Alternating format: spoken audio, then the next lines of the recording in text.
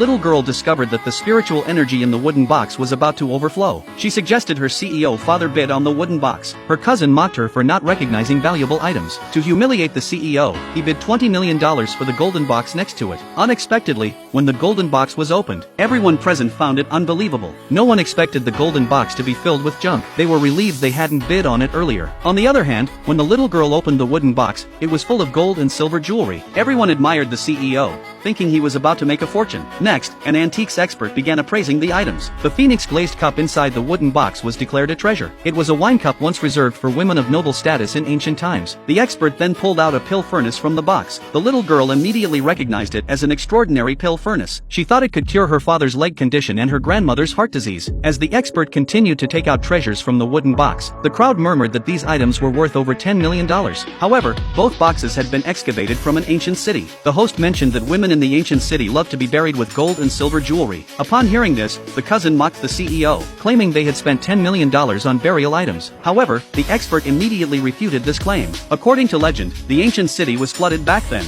and these boxes might have been left behind as people fled for their lives. Therefore, they were not burial items. On the contrary, the Kirin statue the cousin bid on during the first round was indeed a burial item. The cousin was furious and retorted, claiming the Kirin statue was a favorite of the Shaolin abbot. The expert explained that because the Shaolin abbot liked it, it was buried with him after his death. The crowd began discussing again, believing the cousin had wasted $100 million on burial items and a pile of junk. The cousin refused to believe this was true. He insisted the expert appraise the items in the golden box. Ultimately, the expert informed him that the items in the golden box were worthless. Instantly, he felt he had suffered a huge loss, worried about how to explain it to his mother when he returned home. Meanwhile, the little girl reminded the CEO to safeguard the pill furnace. She explained that the pill furnace could have the time needed to refine medicine, and its efficacy was 10 times that of regular pills. This would certainly cure the CEO's leg and her grandmother's heart condition. The CEO promised to carefully preserve the pill furnace. At that moment, a wealthy businessman approached them. He offered $300 million to purchase the items from the wooden box. Everyone was astonished, amazed that the CEO had bought the wooden box for $10 million,